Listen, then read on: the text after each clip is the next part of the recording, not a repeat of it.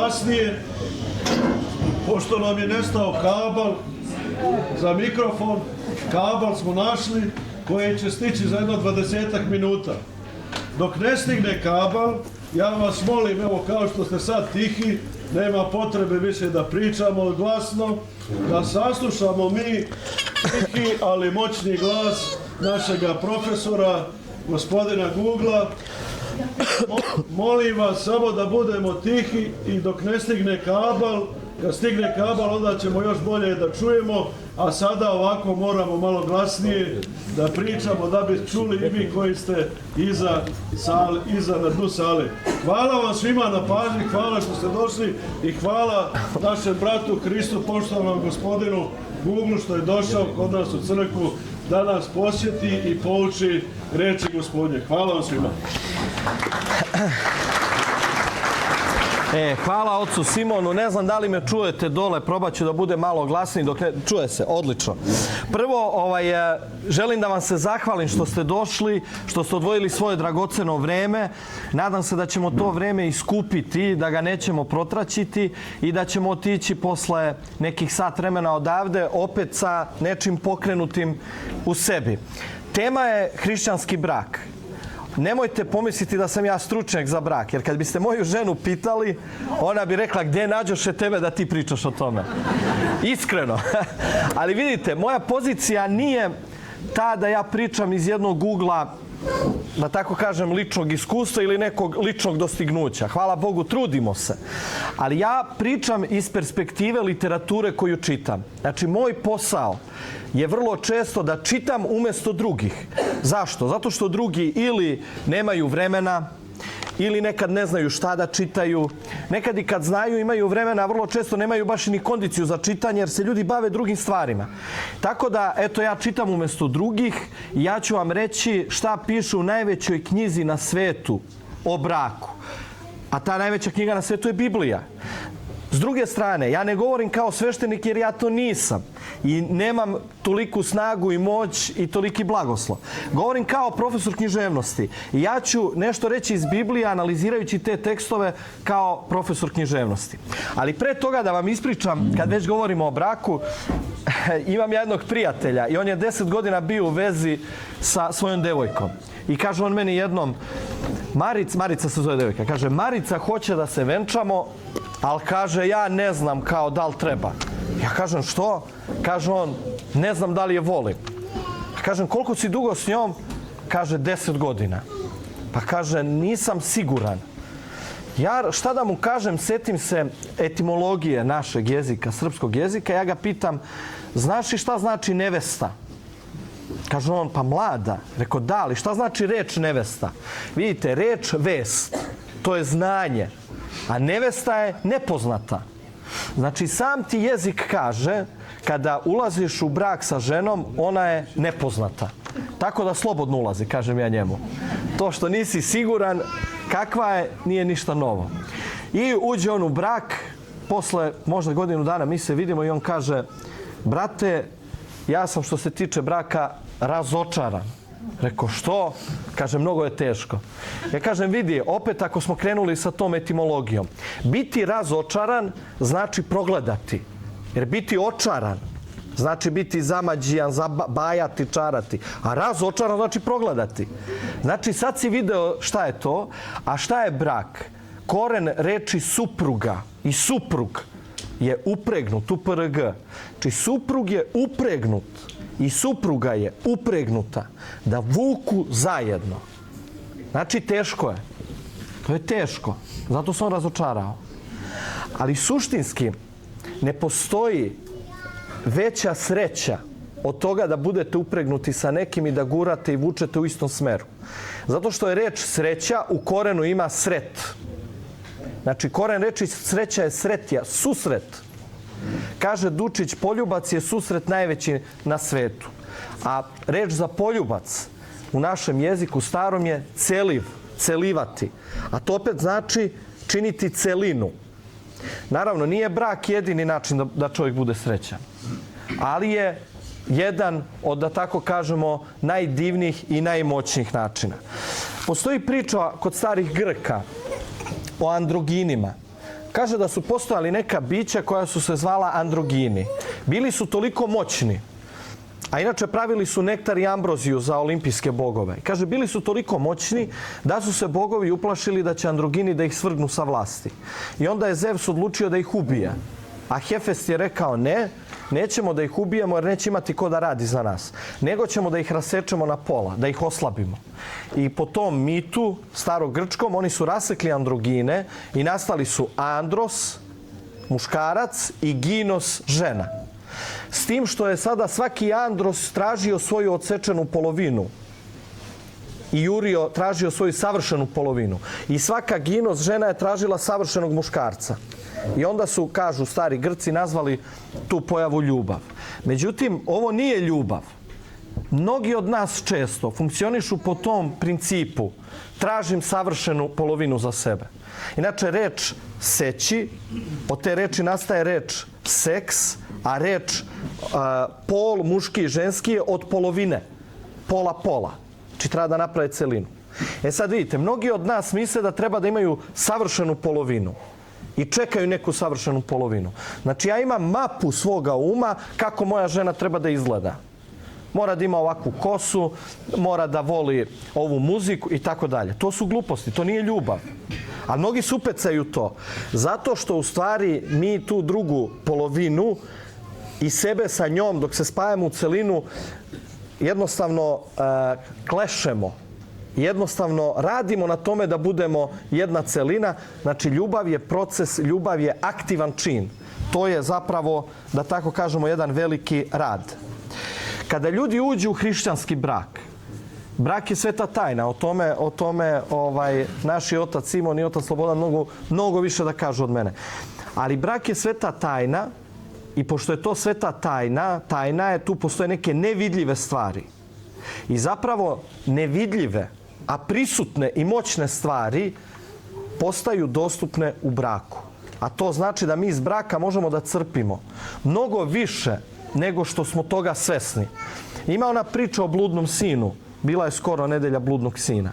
I vi znate da je jedan sin uzeo imanje od svoga oca, sve to protraćio, potrošio i tako dalje. I mi se uvijek poistovećujemo sa tim sinom. Što je tačno. Međutim, meni je interesantan ovaj drugi sin s kojim se mi ne poistovećujemo, a trebalo bi i sa njim da se poistovetimo. Šta se dogodilo? Bludni sin je potrošio pola očevog imanja, osiromašio je i opametio se. I krenuo je da se vrati kući. Otac, kada ga je video, dočekao ga je raširenih ruku i napravio je veliko slavlje za njega. Stari brat se vraća sa polja i čuje da je unutra slavlje. Pita sluge, šta je ovo? Kaže, došao ti je mlađi brat. Onaj rasipnik, kaže, da. Otac je napravio veliko slavlje. I stari sin se naljuti i neće da uđe unutra. Izađe otac, a otac je Gospod Bog. Sad različito su tumačenje, da li je stari sin anđeo, mlađi čovjek, ali mi smo oba ta sina. I sad izlazi i kaže, uđi unutra, pa vidiš da je tvoj brat bio izgubljen, danas se pronašao, da je bio mrtav pa je oživeo. Uđi da proslavimo. Kaže njemu stari sin, neću. Ja te služim, ja sam sa tobom. Nikad nisi dao jedno jare da zakoljem i da počastim svoje prijatelje. I tada je ključ ono što mu otac kaže. Čedo moje, ti si stalno sa mnom. Sve što je moje, to je i tvoje. Drugim rečima, ti si mogao da koristiš sve što je moje. Sve je dostupno. To znači da svako od nas ko je sa Gospodom, ko je na liturgiji, ko se pričešćuje, ko je u svetoj tajni braka, može da koristi, dostupno je sve što je Božije. A znate šta to znači? Koja sila je nama dostupna, koja moć je nama dostupna, naročito u svetoj tajni braka. I tu ono što je nevidljivo postaje dostupno svima nama. Jer brak je zajednica tri ličnosti. Muškarca, žene i Gospoda Boga. Govorimo o braku koji je sklopljen u crkvi. Tako da je to vrlo velika opomena. Mi iz braka možemo da crpimo moćne stvari. I sigurnost, i smisao, i zdravlje. Čak i materijalno bogatstvo. Ako, naravno, poštujemo taj brak kako treba. i ako ga živimo kao svetu tajnu. Ja ću to probati da vam dam razloge za to i neke argumente, naravno. Ima jedna, naravno kad čovjek uđe u brak, prvo ovako racionalno kad gleda, pomisli da gubi slobodu. I zaista čovjek kad se oženi, ja znam iz ličnog primjera, nisam više slobodan kao pre. Gubim spoljašnju slobodu. Međutim, čovjek u braku dobija okean unutrašnje slobode na koju često zaboravljamo. Ima jedan pesnik Ivan V. Lalić i on se obraća svojoj ženi i ovako je kaže: linije sveta, vidljivog i inog, to znači i nevidljivog, svetlucaju mi u tvojoj auri. U svetu izvan tebe ja sam inok u isposnici, leptir u čauri. U jednačini sveta mi smo binom. To nije rekao Petrarka Lauri. No matrica je ista, isti pokret, govor duše s dušom, kako reče Sokrat. Samo malo da analiziramo. Gledajte, on kaže da je u svetu bez nje inok u isposnici, monah u isposnici. Ali je ova ključna slika. Kaže, u svetu izvan tebe ja sam leptir u čauri. Znači, bez nje on je u čauri. Bez nje on je zarobljen. Leptir u čauri je jedna faza u razvoju leptira. Nama Lalić kaže ovako, znači bez braka ja sam u fazi nedovršen, bolno nedovršen. Brak je čovjeku potreban, ako nije krenuo putem monaštva, da bi se dovršio i usavršio. Bez toga, on je leptir u čauri.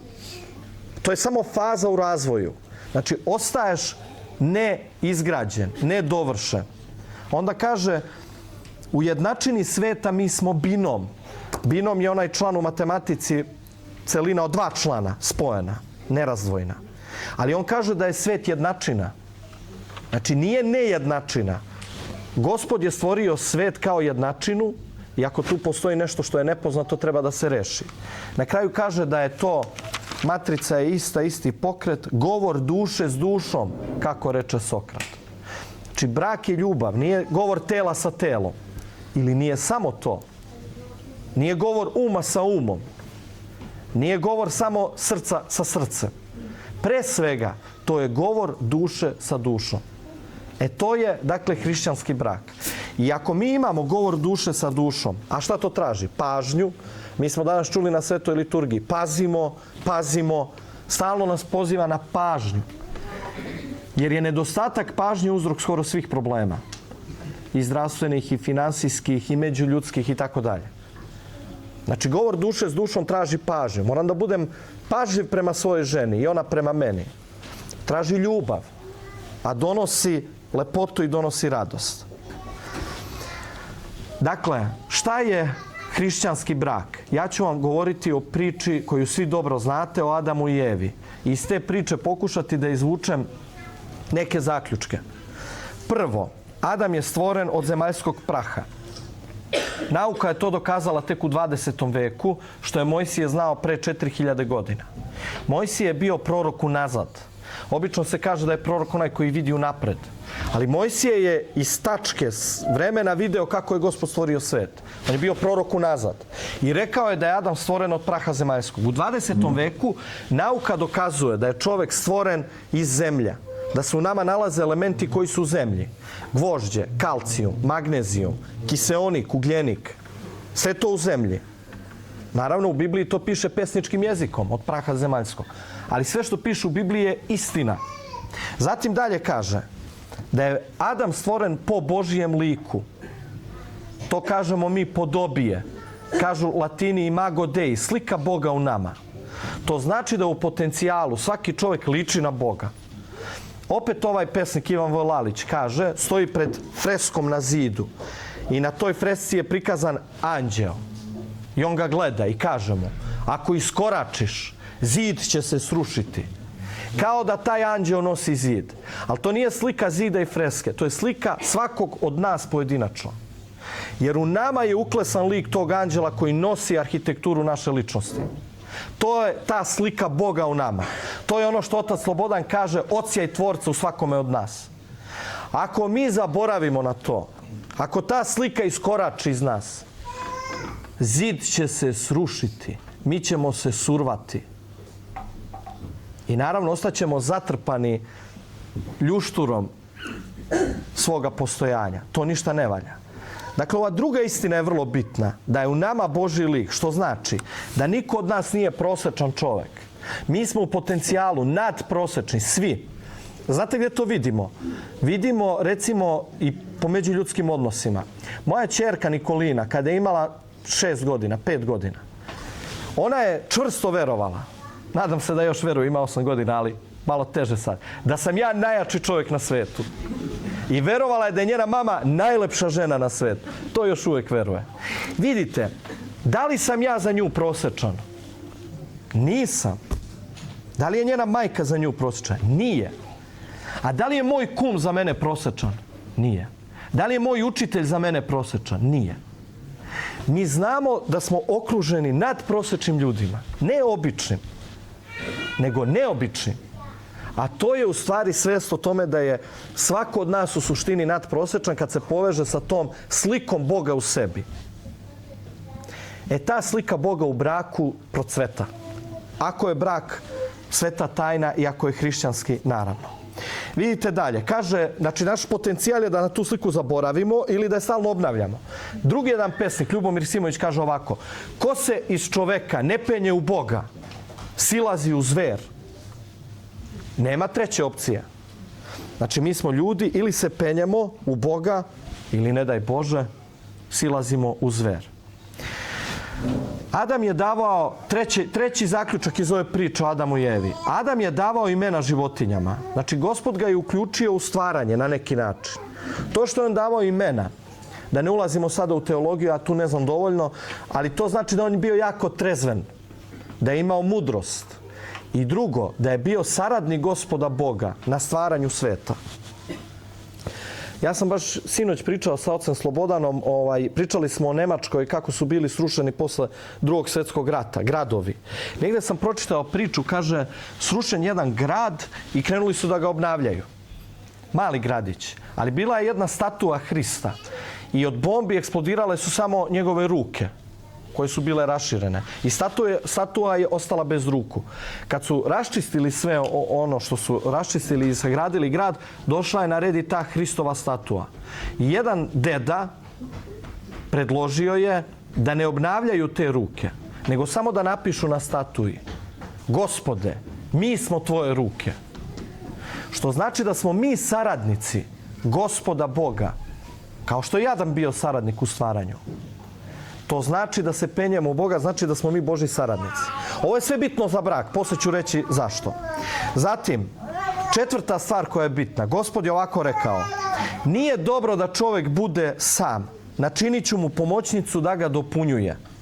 Šta zaključujemo iz ove rečenice? Ona druga strana uvek ima ono što nama nedostaje. Ja imam ono što moje ženi nedostaje i treba da je dopunjujem. Ona ima ono što meni nedostaje i ona mene treba da dopunjuje. To je savršen spoj. A šav gdje mi treba da se spojimo jeste ljubav. Evo ga kabel. Ćemo napraviti samo kratku pauzu, jel? I u stvari dok oni to ne naprave, ja mogu da nastavim. Vidite, ljubav je vezana za glagol voleti. Šta to znači? Zato sam rekao da ono jurenje savršene polovine nije dobro. Voleti je aktivan glagol, to nije pasivno stanje. Bila je jedna priča, pominjao sam ja to, ali evo ponovit ću je, ponavljanje nije nikad loše. Čovjek je došao kod jednog stručnjaka za brak i kaže: ja imam 3 dece, ne volim svoju ženu, da li da se razvedem? Pa kaže: a vaša žena jel voli vas? Kaže: ne voli ni ona mene. Ne treba stalak, ne treba. I kaže on: slušajte, kaže, volite svoju ženu. Kaže ovaj čovjek: niste me dobro razumeli. Ja ne volim ženu, ne voli ni ona mene. Šta da radim? Hvala, sad je bolje, jel? Hoćete iz početka ili? Kaže: ja ne volim svoju ženu, šta da radim? Kaže doktor, stavi ovako cvikere, zavali se u fotelju i kaže onako mirno: volite svoju ženu. A ovaj kaže: kako da volim nekoga koga ne volim? I doktor kaže: voleti, to je aktivan glagol, to znači trpeti, čekati, razumeti, davati podršku, to znači voleti. A ljubav će da dođe kao posljedica toga. Tako da on kaže volite svoju ženu, jer je to aktivno stanje. Čovjek u životu može da bude subjekat, vršilac radnje i može da bude objekat, onaj koji trpi radnju. Najveći problem je kad mi pomešamo kad treba da budemo subjekat, a kad objekat. To se u braku često događa. Na primjer, očekujemo od druge strane da me razume, da me podrži, da mi ugađa, da bude pažljiva prema meni i tako dalje. Da me zameni u nekom poslu. Znači, ponašam se kao objekat. A u braku treba uvijek da budemo subjekti. Treba mi da podržavamo, mi da razumemo, mi da imamo strpljenja. Pa će onda bračni drug odgovoriti na takav isti aktivan način. Zauzeti aktivnu poziciju u braku. Ja imam jednog prijatelja koji je direktor u jednoj firmi, ispod njega je 5000 ljudi. Imao je bračni problem i poverio mi se. Ja njega pitam, kaži mi kad imaš problem u poslu, šta radiš? Kako rešaš problem? On je vrlo uspešan čovjek, direktor, generalni direktor jedne kompanije. Kaže on, preuzimam aktivnu poziciju, preuzimam inicijativu, koristim uticaj da bih rešio problem. Ja kažem, evo ti sad sve to uradi i u braku. A on kaže, ne mogu. Kao da je zavezan. I nema snage da zauzme aktivnu poziciju u svome braku. Šta znači ključno aktivna pozicija? To znači da mi dajemo drugoj strani ne ono što imamo, nego čak i ono što nemamo. Da ne dajemo od viška, tu je problem. Kad dajemo i ono što ga imamo najmanje, onda dolazi Gospod koji to pretvara u obilje. Evo vam primjer. Priča iz Evanđelja. Gospod Isus Hristos je seo naspram kase za priloge i posmatrao kako narod ubacuje novac u kasu. Mnogi bogataši su ubacili mnogo. Došla je jedna udovica i ubacila samo 2 novčića. Bakarna. To je bakarni ili bronzani novac, ali to je kao da je sada ubacila 50 centi, na primjer. Tada je Hristos pozvao k sebi svoje učenike i rekao im ovako: zaista kažem vam, ova siromašna udovica ubacila je više od svih koji ubacuju novac u kasu za priloge. Jer svi su oni ubacili od svoga viška, a ona je od svoje sirotinje ubacila sve što je imala za izdržavanje. Iz ove priče mi imamo 2 zaključka. Prvo, i onaj koji nema i misli da nema, može da da mnogo više od onoga koji ima. Ali ako ne daje od svoga viška, mnogi su impresionirani visinom ili intenzitetom onoga što daju. Međutim, mnogo je vrednije i više ove 2 lepte 50 centi od 1.000.000 evra. Ako je 1.000.000 evra dato od viška, ako je 50 centi sve što ima. Dakle, kako ovo funkcioniše? Znači, šta je dragoceno i vredno? Ne ono što se daje od viška, nego ono što dajemo, a ni sami to nemamo dovoljno. To je vredno. Kako to funkcioniše u braku? Pošto smo rekli da smo u braku tu da dopunjujemo jedno drugo, znači da treba jedno drugom da dajemo nešto. Šta treba da dajemo? Ono čega nemamo. Ako nemaš dovoljno vremena, daj vreme svom bračnom drugu. Ako nemaš dovoljno novca, daj to što imaš. Ako nemamo dovoljno strpljenja, dajmo strpljenje. I šta se onda događa? Pošto je Gospod 3. ličnost u braku, kad mi tako funkcionišemo, onda se On aktivira. I onda On pravi obilje od onoga čega mi nemamo dovoljno. Taj princip je kao perpetuum mobile neki. Evo vam sljedeća priča. Učenici kažu Isusu: ovo je pusto mesto, a već je kasno. Otpusti narod, neka idu u sela i kupe sebi nešto za jelo. Isus im je na to rekao: ne treba da idu, već im dajte da jedu.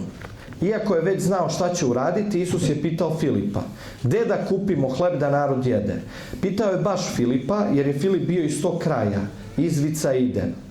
Ovo je racionalan pristup. Gde da kupimo hleb? Treba nam hleb, gde da kupimo? Filip racionalno odgovara. Kaže, kad bismo kupili hleba za 200 groša, 1 groš je bila dnevnica.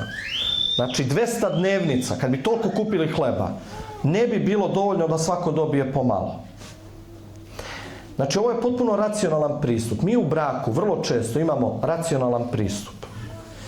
Ali brak nije ljudska institucija, nego nebeska. ako je crkveni.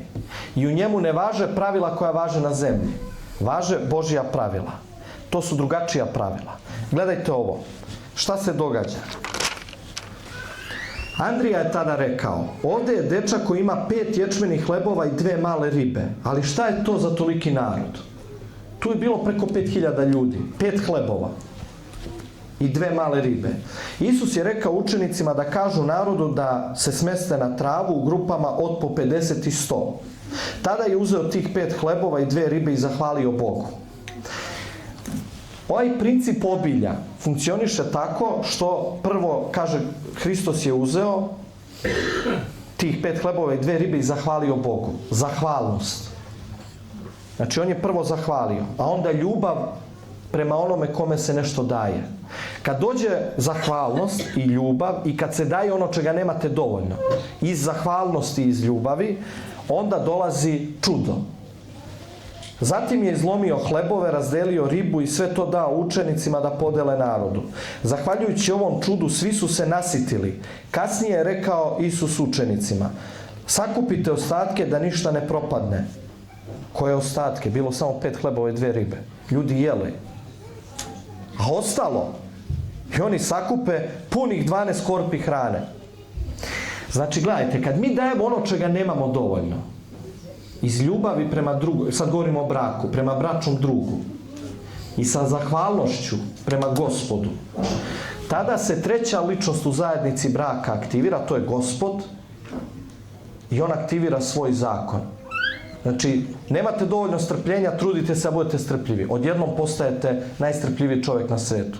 Nemate dovoljno novca, ali dajete za porodicu. Odjednom dobijate i novac. Ako dajete iz zahvalnosti prema Bogu i iz ljubavi prema porodici. To je božanski princip. Kada se živi božanski, onda ti zakoni važe. Ne racionalni, nego ovi nebeski. Racionalni pristup je 200 groša i nećemo imati dovoljno. 200 dnevnica. A ovaj pristup, kažem, važi i u životu. Kaže Gospod, čuli ste da je rečeno oko za oko, zub za zub. To je racionalni, trgovački pristup. A ja vam kažem, ne suprotstavljajte se zlu, nego ako te neko udari po desnom obrazu, okreni mu i drugi. I ako neko hoće da se sudi sa tobom, da ti oduzme košulju, daj mu i ogrtač. Ovo je nelogično, potpuno. I ako te neko prisili da ideš sa njim 1 milju, idi sa njim 2. Znači, mi u braku možemo da se ponašamo po principu oko za oko. To znači ovako. Ja sam oprala sudove, ja sam dočekala decu iz škole, ja sam izbacila smeće. Ajde da vidimo šta ćeš sad ti. Vrati mi oko za oko. I onda mi pretvaramo brak u trgovinu. Ja sam uradio ovo, sad ti uradi ono. To je racionalni pristup. A šta Gospod kaže? Nadlogično, idealno, ako neko hoće da ti uzme, kako on ovde kaže, ako neko hoće da te prisili da ideš sa njim 1 milju, idi sa njim 2. Ako neko hoće da ti uzme košulju, daj mu i ogrtač. Potpuno nelogično. Naravno, mi ne treba da damo ogrtač sada, meni žena kad traži košulju, ja treba da joj dam i ogrtač, ali ne iz gordosti, nego iz ljubavi. Može nekad da se da taj ogrtač iz gordosti. Ako dajemo iz ljubavi i iz zahvalnosti, onda se aktivira ovaj princip obilja, da svega imamo više nego što nam treba. Adam i Eva, to su muškarac i žena u braku. Kakav je njihov odnos? Kaže Sveto pismo da je Eva nastala od Adamovog rebra. Nije ona nastala od zemlje, kao što je Adam nastao od zemlje. Što znači da je Adam na neki način učestvovao u njenom stvaranju, jer je dao svoje rebro. To znači da postoji princip po kome muškarac treba da bude Božji saradnik u kreiranju svoje žene. Meni je opet taj prijatelj koji ima 5000 zaposlenih ovako rekao, moja žena je loša, stalno mi traži mane, ne poštuje me, stalno mi zvoca, prebacuje mi, stalno mi odgovara. Zla žena. Njegovo rešenje je ljudsko i racionalno, hoću da je ostavim. To je njegovo rešenje. Jer ne mogu da živim s takvom ženom, kaže on. Ne mogu to da trpim. A šta on treba da uradi? On treba da aktivira Božje rešenje. A to je da on treba da izvadi svoje rebro, a to znači da da nešto od sebe, nešto do čega mu je stalo. I da uz Božju pomoć od svoje žrtve napravi novu ženu. Jer i Eva je napravljena od Adamovog rebra uz Božju pomoć. Što znači da svaki muškarac može da stvori drugačiju ženu. Ako se žrtvuje, ako da nešto od sebe, nešto što ga drži. Znači potrebna je, pazite, ona može da zvoca zato što on stvarno jeste loš. Ona može da ima i pravo. Šta on treba da uradi? Da se pokaje pa da da svoje rebro. Suština je dakle u tome da se žrtvuje. I onda se aktivira treća ličnost u zajednici braka, to je Bog. Zbog žrtve on će da promeni ženu. Jer onda on reaguje. To su principi nevidljivi koji funkcionišu. A žena, znači šta treba da radi muškarac? Da se žrtvuje. Obično je muškarac nepažljiv i lenj. I obično baš on neće da se žrtvuje. A šta žena treba da radi? Ona je napravljena od rebra. Zašto od rebra? Metafora. To znate. Znači nije napravljena od glave Adamove jer bi onda bila iznad njega. Nije napravljena od njegovih nogu jer bi bila ispod njega. Napravljena je od rebra da budu jedno uz drugo. Ali šta je rebro? Rebro čuva vitalne organe. Rebro drži čoveka. Znači žena mora da drži muškarca. Mora da mu bude oslonac. I mora da mu čuva srce. Šta obično žena radi? Obično ne poštuje muškarca. A to je njen zadatak. Da ga drži i da mu čuva srce. A njegov zadatak da se žrtvuje. On se obično ne žrtvuje, ona ga obično ne poštuje. I to je ono što je potpuno, da tako kažemo, suprotno. Ako ona njemu čuva srce i ako on se žrtvuje za nju i daje svoje rebro, onda se aktiviraju ovi principi božanski i brak postaje izvor moći za čoveka. Izvor moći, bukvalno. Kada se Eva pojavila ispred Adama, vi možete da zamislite kako je ona izgledala. U Bibliji piše da je ona, reč or se pominje, ta reč znači koža, ali također znači i svetlost. Zamislite da se ona pojavila u haljinama svetlosti. I kakvim haljinama? Koji nijedan dizajner na svetu ne može tako lepu haljinu da napravi kao Gospod. Znači ona je takva stala pred Adama. Kad je on nju video, mislim, znate kako Đura Daničić to prevodi? Ovako, eto, kost od moje kosti, telo od moga tela, nazva se čovečica jer je uzeta od čoveka. Ovo eto, nije bilo eto. To je bio jedan urlik oduševljenja kad je on video Evu. Se zaljubio tu odmah. To je bilo, dakle, jedna euforija. Ona je u haljinama svetlosti. I oni kreću, da tako kažemo, da dvoje budu jedno telo. Međutim, u realnosti, to je sad, ovo je sve lepo, ali u realnosti ima mnogo iskušenja. Ima jedna izreka koja kaže jedno je studirati rat, a drugo je živjeti životom borca. Zato sam ja i rekao na početku, ja ovo studiram rata, a živjeti životom borca to je mnogo teže. Dolazi iskušenje, dolazi zmija. Ona se pojavljuje, to je iskušenje, i ona kaže, ali pazite, ta zmija se danas u našem životu pojavljuje svakodnevno. I kaže, ako hoćete da budete kao bogovi, uzmite sa ovog drveta. I šta je uradila Eva? Znači šta obećava prvo zmija? Da će se nešto lepo dogoditi. I zaista se događa nešto lepo. To je priroda iskušenja. Iskušenje u početku lepo, a na kraju je odvratno. I mi treba to da znamo. Imate u našoj književnosti jednu neverovatnu scenu u romanu Nečista krv. Efendi Mita, gospodar, bogataš, koji je bankrotirao, ali još niko ne zna da je bankrotirao. Prodaje svoju ćerku, bukvalno je prodaje zbog novca i hoće da je uda za jednog dečaka koji ima 14 godina. Zato što otac tog dečaka, gazda Marko, je bogataš, novi bogataš koji se tek obogatio. I sad, a Sofka, ona ima 20 i nešto godina, najlepša je žena u Vranju, devojka. I ona neće da ide za nekog balavca tamo. I ona se odlučuje da se suprotstavi ocu. To u 19. veku bilo nezamislivo. Ulazi u sobu kod njega, skupi svu snagu. On je sedeo u sobi mračnoj i bila jedna sveća tu. Kako ona tu projurila, onaj titraj plamena se zadrhtao i ona kaže, jedva izgovori, neću, ne mogu i neću. I tada Efendi Mita učini jednu stvar, to je ta čuvena scena, on je imao mintan, to je, zamislite, kao neki kaput ili mantil. S polja, to je bio mantil modernog kroja, čist, luksuzan. Ali on je ovako razgrnuo taj mantil. I tada je Sofku zapahnuo miris znoja, masti, neopranosti. Vidjela je da je taj mintan prljav, pocepan, da mu je ispala postava od vune. To je simbolična slika iskušenja. Spolja deluje divno, iznutra to je trulo. Ljudi ulaze u iskušenja zato što su im lepa. Ljudi ulaze i u alkohol, i u kocku, i u drogu, i u preljube. Zato što očekuju ono što je zmija obećala. Ali mi treba da znamo šta je iza toga, šta je unutra, kako se to završava. Katastrofom. Završava se gadom. Sve to. Uglavnom, zmija kaže, pojedite da budete kao Bog. Obećava nešto lepo. Čovjek želi da bude kao Bog. To nije sporno. Bog želi da čovjek bude kao Bog. Ni to nije sporno. A šta je sporno? Sporno je što se ne dolazi prečicom. Mislim, jedina prečica do Gospoda je pokajanje i evanđelje. A nešto ćeš ti s polja nešto da uradiš, da uzmeš. Taj plod. I kad su oni pojeli to, otvorile su im se oči, ali nisu postali kao bogovi.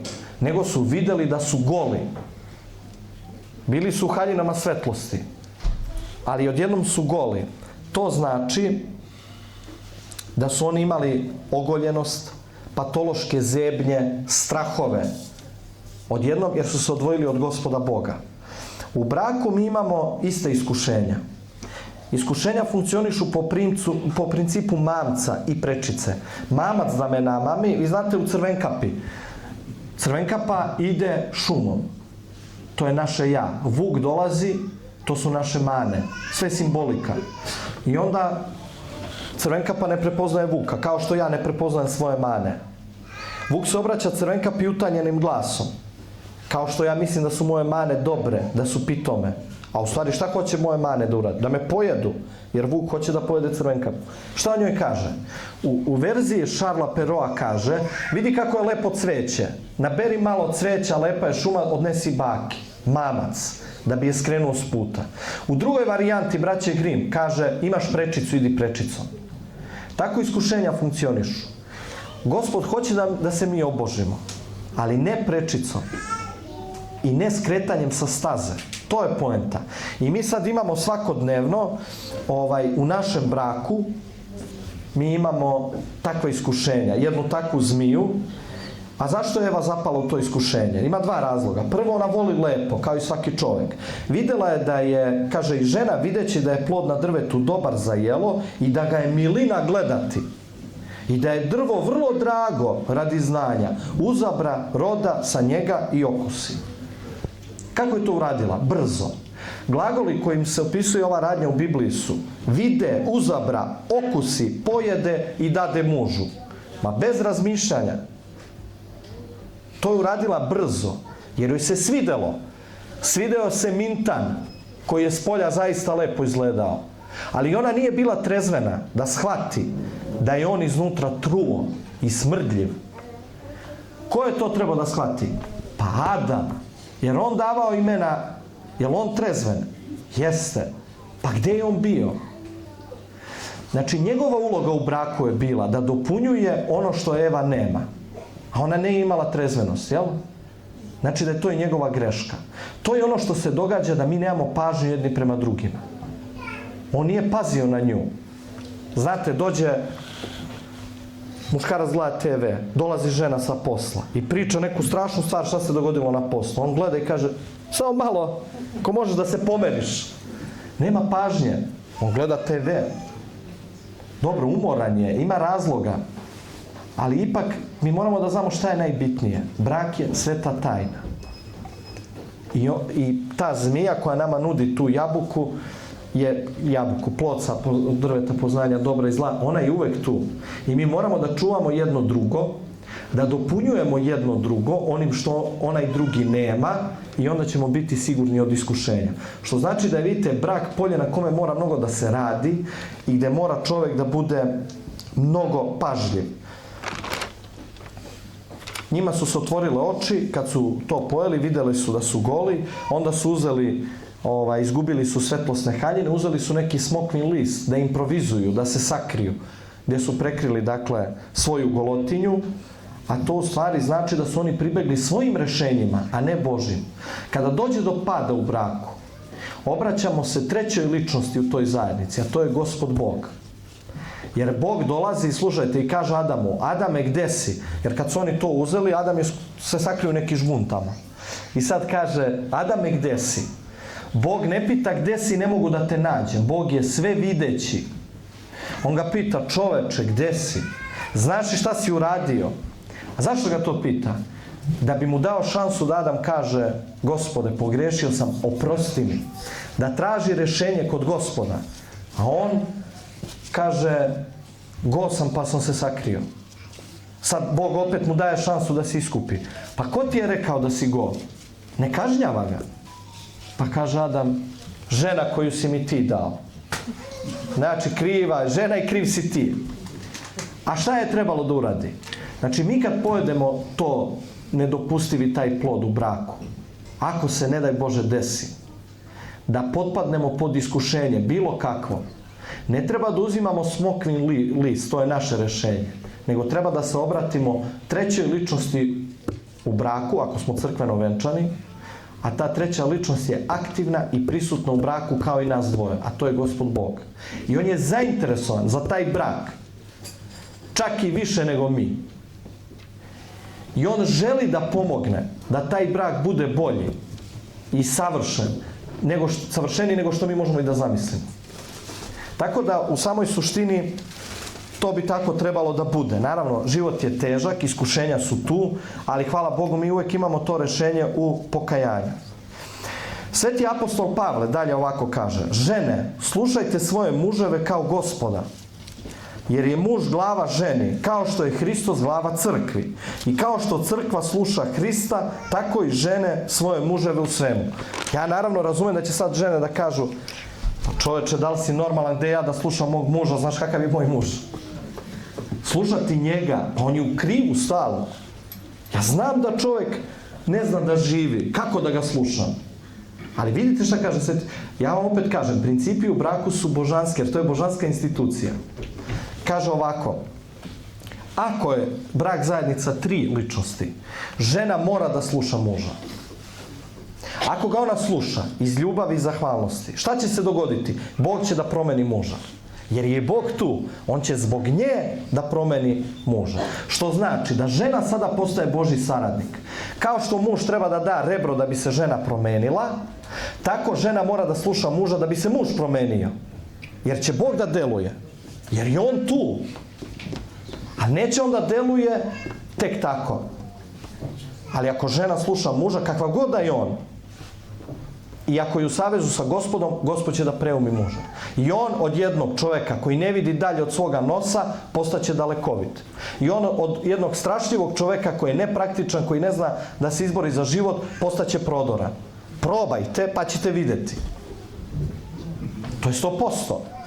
A vidite sad, šta kaže Sveti apostol Pavle, šta muževi moraju? Muževi, volite svoje žene kao što Hristos voli, ljubi crkvu i sebe predade za nju. Tako su dužni muževi voleti i ljubiti svoje žene kao svoja tela, jer koji ljubi svoju ženu, samog sebe ljubi. Vidite, i ovdje važi nebeski princip. Može muž da kaže, bre, kako bre nju da volim tako? Realno. Ali vidite, ako nju voli, iako je ona možda džangrizava, nezadovoljna, ne poštuje ga i tako dalje. Da. Šta će se dogoditi? Opet Gospod deluje. Sada on mora da postane njeno rebro. U prvom slučaju, on je bio Božji saradnik, a ona je bila rebro. A sada je žena Božji saradnik koja menja muža kroz slušanje, a on postaje njeno rebro jer je voli i čuva. Kakva god da je, njegova je. Ako je to brak u crkvi. Znači, imamo taj princip, da tako kažemo, preobraženja. Koliko je moćna ljubav? Ona je, taj princip preobraženja i menjanja čoveka, to je u stvari najlepše od svega. Što mi nismo završeni. Mi mislimo kao ljudi da smo i formirani. Čovek nikada nije formiran do kraja. Čovek sa 90 godina, verujte, to kaže nauka, postoji odlika mozga koja se zove neuroplastičnost. Vi sa 90 godina možete da naučite kineski jezik ili da vozite avion. Mozak je potpuno zato spreman. Znači, mi nismo završeni, mi smo i u braku, kakav god da je sad vaš muž ili vaša žena, oni mogu da se preobražavaju i da budu mnogo, mnogo bolji. Ako imamo savez sa Gospodom, Gospod će tu da pomogne mnogo. Nikad nije završeno, jer mi imamo uvek šansu da se menjamo. Ja sam imao jedno predavanje na temu, kako je bilo, pronađi ono za što si rođen ili stvoren. I znao sam da će jedan od argumenata da bude, šta ja da pronađem zašto sam stvoren i da se bavim time kad ja imam 60 godina, na primjer. Star sam ja za menjanje. Ja sam istraživao, našao sam 30 primjera i onda sam prestao, nisam više mogao. A sigurno ih ima na stotine. Ljudi koji su se promenili posle 50. 60. 70. godine i koji su, zahvaljujući toj promeni, živeli još 20, 30, 40 godina. Evo primjer, baš sam pominjao ocu Slobodanu. Saramago, portugalski najveći pisac 20. veka, do 52. godine bio automehaničar. Sa 60 godina izdao knjigu. Sa 72 dobio Nobelovu nagradu. Imate jednu baku Mozes. Zapamtio sam joj prezime zato što mi je ono kao možeš, ali Mozes, latinicom. Kaže, ona je imala 78 godina i dobila je upalu zgloba. Kaže njoj doktor, da bi malo to oslobodila, malo slikanje. Znači, ona imala 10 dece, ceo život bila uz decu i tako. Počela ona da slika sa 78 godina. Ona je naslikala 1200 slika. Jednu sliku je prodala za $1 milion. Njene slike se nalaze na razglednicama, opšte su poznate u Americi.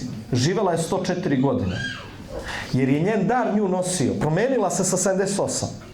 Imate jednog Fauja Singh, tako se zove čovjek. Pa ćete priču. 89 godina čovjek. Umrla mu žena, umrla mu ćerka i on, šta će, počne da trči. I otkrije da ima dar za trčanje. On je sa 91 godinom istrčao maraton, 42 km. Sa 100 godina je istrčao londonski maraton, to je jedini 100-godišnjak u istoriji sveta koji je istrčao maraton. I sad, kad sam držao to predavanje, bilo je u maju možda, ove godine, pita neko koliko je on živeo. Ja kažem, živ je i dalje, ima 114 godina. I pre jedno mjesec dana pijem kafu sa svojom suprugom i kaže ona, čita ove novine, kaže, onaj tvoj maratonac, onaj Singh, kaže, umro. Rekao Bog da mu dušu prosti. Kaže, nije umro, nego poginuo, udario ga auto. Znači, sa 114 godina. Dakle, šta hoću da kažem? Da je poenta da čovjek može da se menja. A zamislite, mi u braku odustajemo jedno od drugog. Zato što je neko trenutno ovakav ili onakav. Pa kako da odustaneš od zajednice u kojoj je Gospod Bog? Znači da odustaješ i od sebe i od Boga, odustajući od bračnog druga. To je strašno. A kako ćeš kroz život bez sebe i bez Boga? I gdje ćeš to ponovo da dobiješ? Koliko je ljubav moćna, ali kakva ljubav? Ljubav shvaćena kao ljubav novozavetna ili ova u svetoj tajni braka. Tu priču sam ja pričao nekoliko puta, ali uvek volim da je ponovim. To je priča prvi put s ocem na jutrenje od Laze Lazarevića. Dakle, gledajte, priča govori o jednom bračnom paru. Mitar i Marica se zovu. Mitar, to je čovek koji je neverovatno surov, koji je tvrd na emocije. Kaže, njega kad pogledaš u oči, tebi se preseče trup. Imaš odmah strah. Odevao se luksuzno. Bio je gazda. Ali nije nikad emocije pokazivao. Kad mu je rođeni brat umro, kaže, nije suzu pustio. Njegov sin priča. Samo, kaže, malo mu je klecnulo koleno i malo mu je zadrhtala brada kad su pokojnika iznosili iz kuće. To je sve od njegovih emocija. Takav čovjek. I taj Mitar krene da se kocka. Jedan dan dođe kući sa zlatnim satom, drugi dan dođe bez šubare i tako. I žena mu kaže, Mitre, čoveče, prestani, propašćemo. A on njoj onako surovo i gordo kaže, jel tebi nešto fali u ovoj kući? Ako ti nije dobro, marš napolje. I ona, šta će žena? Ona se povuče, ućuti. Jedne noći on je doveo te svoje prijatelje u kuću. Celu noć su se kockali. Sutradan oni su svi izašli. Mitar je uzeo sav novac iz kuće. Uglavnom, on je ostao u sobi, nije izašao iz te sobe. Njegov sin je gledao kroz ključaonicu sutradan i video je kroz ključaonicu sobu koja je skroz prevrnuta. Jedna stolica je bila okrenuta, karte po podu, sveća polu dogorela, a njegov otac sedi na stolici naslonjen laktovima na stol i ne pomiče se. Slika te sobe je bila slika njegovog unutrašnjeg stanja, jer je on bio sav u neravnoteži, sav u neredu. Ceo dan nije on izašao iz te sobe. Uveče, kad su žena i deca otišli da spavaju, on je izašao iz te sobe, ušao u njihovu sobu, gleda kako mesečinom su obasjani žena i deca i onako prošla puta spavaju, pa se malo trgnu od tog glasa. Izađe iz sobe, uze pištolj i u dvorište. I pištolj okrenu prema sebi. U tom trenutku, kao nijotkuda, kao anđel, dolazi Marica, njegova žena. Hvata ga za ruku. Šta radiš to? A on gleda u nju i kaže, Marice, sve sam izgubio. Kaže ona njemu, ako si. Kaže on, i konja sam izgubio. Kaže ona, kljusina. I livadu sam izgubio. Pustara. I kuću, Marice, i kuću sam izgubio. Ako si, napravit ćeš novu. I on nju gleda kao u lice nade. One oči s početka od kojih se svi plaše, sad su druge oči. Zašto? Zato što je njena ljubav njega promenila. I on ju uhvati za ruku i kaže, pa hoćemo li da napravimo kuću? Ona kaže, hoćemo zajedno. Dok tebe imam sve. Pazite, taj čovjek u tom trenutku postaje novi čovjek. I on odlazi u sobu, u tom trenutku sviće, to je Lazar Lazarević, sjajan pisac. Sviće napolju, čuju se zvona sa crkve. I on budi sina i kaže, sine, ustani, idemo na jutrenje. Novi dan, novi početak, novi život. Ali kako? Bez ljubavi ne može. Mogla ona njemu da zvoca do sutra, ako ga ne voli, ništa. Znači, ljubav menja. I vidite sad kako je to čudno. Ona koja je delovala kao neka tamo žena nemoćna, povučena, smotana, u stvari ona je veličina, ona je jaka. A on koji je delovao snažno, koga se ljudi plaše, on je slabić u stvari. Znači, nije sve onako kao što izgleda. Kao ni taj mintan koji je s polja lep, a iznutra truo. Zato moramo da vidimo šta je iza. Dakle, sve ovo, rekao sam vam odmah u početku, jedno je studirati rad, drugo je živjeti životom borca. Ovo treba živjeti, to je teško. Ali mi nismo sami. Jer gledajte, osim Gospoda koji je u toj zajednici, ta zajednica, bračna, tiče se i mnogih drugih. Ja kad sam se ženio, znači ja sam prvo otišao u crkvu, pred Gospoda, da ga uključim u tu zajednicu. Pa sam otišao u opštinu, pred državu, da kažem državi da ulazim u tu zajednicu. Onda sam zvao sve prijatelje koje imam, svu rodbinu koju imam, bilo 300 ljudi na svadbi, nije baš, ali i pred svima njima sam rekao, evo ja ulazim sa njom u brak, sam dao reč. Pa nije moj brak isto sladak, ko što reče ovaj moj prijatelj, suprug, vuci, upregnuci. Tako je. Ali kako da odustaneš od toga? Kakav si čovjek? Dobro, ako ljudi odustanu, ako se desi problem, nekad, verovatno to znate i vi, sveštenici naši znaju, da sigurno nekad ima i razloga zašto je možda bolje i prekinuti, ja ne znam, ako to postaje destruktivno i tako dalje. Ali šta hoću ja kažem? Čak i u toj situaciji Bog neće da odustane od nas. Mi nismo sami. Imamo naše sveštenike. Imamo naše prijatelje koji su zainteresovani za nas. Imamo naše rođake. I mi treba da ih uključimo u to naše nošenje krsta. U braku ili izvan braka i tako dalje. Znači nismo sami, a mi nekad se zatvaramo iz neke gordosti, iz neke neprijatnosti i tako dalje. Treba da se otvorimo. Naročito sveštenicima koji mogu da nam mnogo pomognu. Jer imaju iskustvo, ali pre svega imaju Božju blagodat da nam rešavaju probleme. Da nam pomognu, moramo mi da rešimo, ali da nam pomognu da to rešamo. Tako da u samoj suštini brak nije samo zajednica između mene i moje žene. Ako je tu bilo 300 ljudi, znači oni su uključeni. Ako sam bio pred oltarom, Gospod je uključen. Pa da kažem i sama država i zakon. Ali tu smo svi. I jedni drugima, dakle, treba da pomažemo. Po mom mišljenju, brak je sveta tajna. A tajna je zato što mi nemamo pojma šta je to. a to je nešto neviđeno. I kad bismo to počeli da razotkrivamo, počeli bismo da koristimo iz braka sve ono, a to je ono što je rekao Gospod u priči, sve što je moje, to je i tvoje. U braku mi to možemo da dosegnemo, naravno uz Božju pomoć. Veru, strpljenje, ljubav i zahvalnost. Hvala vam puno.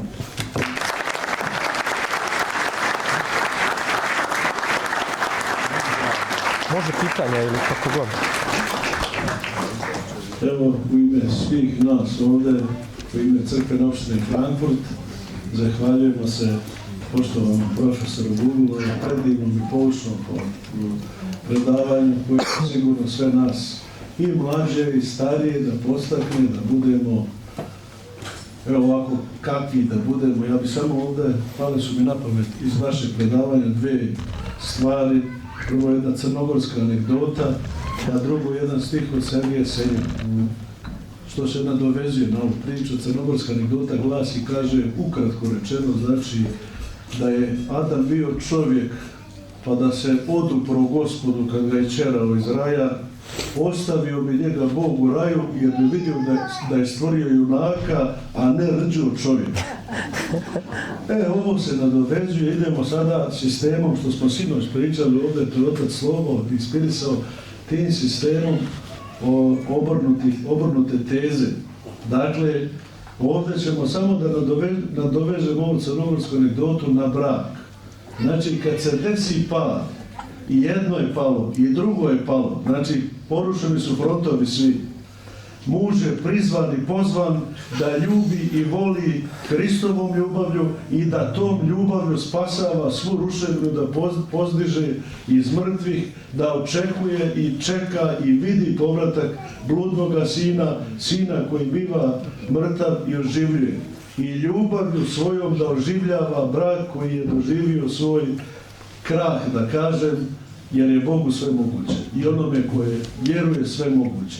Ovdje, dakle, odgovornost je više, ja kao sveštenik to kažem, na mužu, jer muž je glava porodice, ali ne po balkanskim pravilima, nego po zakonu Božjem koji ga obavezuje da on iskoristi svoju snagu što mu je data već od Gospoda, da ljubi bezgraničnom božanskom ljubavlju svoju gospođu.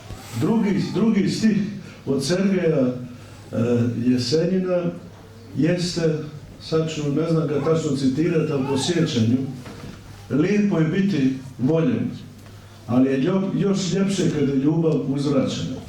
Sad idemo još obrnuta teza, hrišćanska, što kaže kad sam slab, tad sam jak. Ali ima ovdje treća stvar. Mir je Hristov kada ti voliš i imaš i neuzvraćenu ljubav. To je naša hrišćanska ljubav, jer ljubimo i neprijatelje svoje, kaže Hristos. Slobo, ja smo nedavno raspravljali kada je neki naš duhovnik rekao čak i neprijatelje. Hristos nije rekao čak, nego ljubite i neprijatelje vaše. A mi u braku nismo neprijatelji muževi i žene, nego mi prebivamo u svetoj tajni, kao što je lijepo profesor rekao, svetoj tajni braka, Bogom blagoslovenoj, i prizvali smo mi prije svega i poslije svega i najpre da ljubimo jedni drugi. Muž svoju ženu da ljubi i žena svoga muža da ljubi u Hristovoj ljubavi. I kad je to tako, kad muž ljubi svoju ženu i kad žena ljubi svoga muža, to stanje je praslika raja. To se neka gore u hramu. A kad dođe do režanja u braku, znači, ajde to pod navodnicima, režanje, neke svađe, nesuglasice i tako dalje, to stanje je praslika pakla. I opet kažem, nadovezujemo se ovdje da je ljubav ta koja ne računa, koja ne očekuje, koja se ne nadima, koja se ne gordi, koja svemu vjeruje i sve dugo trpi. To je ljubav koja se uči u braku. I neka taka ljubav bude ovdje sa ovim mladim bračnim parovima. Evo vidite, kakve plodove, to sam ja samo htio da kažem, plodovi braka su prije svega i poslije svega ljubav koja polako teče prema okeanu božanske ljubavi. Ali kada Bog podari darove iz braka, evo mama, daj mama ustani, molim. I tata, evo, vidite ove mlade ljude. i oni su dobili svoju bebicu, čeka se već i druga bebica i šta ćete ljepše? Imamo ovdje još neke mlade bračne parove, ima tu moj sin i njegova supruga, 2001. godište. Znači, vidite, to su mladi ljudi i mi stariji, kažu u Svetom pismu, roditeljske molitve učvršćuju temelje domova njihove djeci. Znači, u toj ljubavi i mi koji smo već ostarili, postali džedovi, bake, prizvani smo da se molimo za one koji žive u braku. I evo, oče Slobo, ajde ti još neku obrnu od Tomasa Mana, neki tamo, a i ti nešto kažeš. Hvala vam svima, hvala profesore. Rekao sam ja, naš profesor kad dobije Nobelovu nagradu, što bi rekli u Bosni, neće se pohasiti. On će opet da dođe nama i da dijeli svoju ljubav koja je Hristova ljubav. Hvala vam.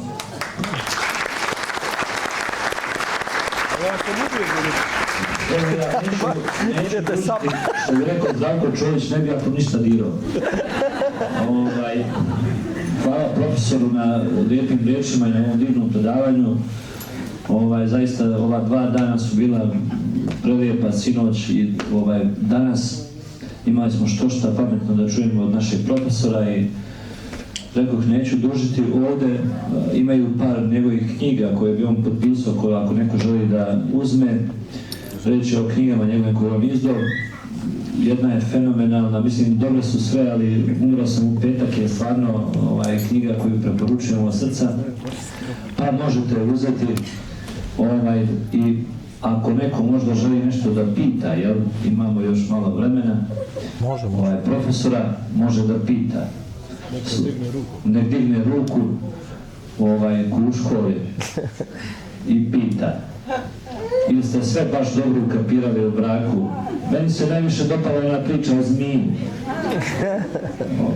A stvarno dopala mi se iz razloga zato što ja mislim da zmija nije samo obmanula Evu, nego je obmanula i nesretnog Adama koji je možda iz ljubavi povjerovao to svoje ženi da uzme jabuku. Ali o tom potom. Lepo kaže onaj u filmu Ovo malo duše, kaže čovjek je namijenio u tim starim knjigama da će da živi 1000 godina. Da, poznato nam je to. Vratila se ne. Da. A dobro, to je karikirana stvar u filmu, ali Adam i Eva su naši pravoditelji. Oni su danas u Carstvu nebeskom, nosimo njihov pravoditeljski grijeh, ali krštenjem se to briše u svakom slučaju. Hvala vam još jednom. Ima neko pitanja? Slobodno pitajte. Ili vam je ovi mladi bračni parovi koji trebaju da stupe? Ja sam u priči sa profesorom sinoć rekao, on je mene pitao koliko je ovdje na zapadu gdje mi živimo brak zastupljen. Ja sam rekao, nisam baš siguran u kompletnu statistiku, ali eto nešto me interesovalo pa sam malo istraživao. Brak je baš na niskom nivou zastupljen, bar u Njemačkoj. Imamo neke katastrofalne podatke da nakon 2019. godine procenat braka je potpuno opao i da većina ljudi, mladih ljudi, se odlučuje na divlji brak ili na taj modernu vezu bez obaveza, u kojoj najčešće u 95% slučajeva nema dece, a u 95% slučajeva imaju kučići i mačići. I svi su obrazeti svojim nekim poslovima, svojim nekim uspjesima i time je brak uzdrman a kad brak je uzdrmana je i familija i budućnost ljudi. Zato je ova njemačka nacija, nažalost, jedna od najstarijih u Europskoj uniji, odnosno na drugom su mjestu. Mi iz trećeg svijeta ih dobro pratimo u debelom kasu i Srbi su veoma stari ljudi, odnosno stara nacija. Zato treba da se vratimo u braku i da imamo brak kao cilj našeg življenja i da to na neki način mi poboljšamo koji živimo ovdje kao 3., 4., 5. generacija. Eto, hvala vam još jednom, hvala i za sinoć, hvala profesoru, hvala otcu Simonu i hvala vama koji ste došli i sinoć i danas. Eto. Hvala.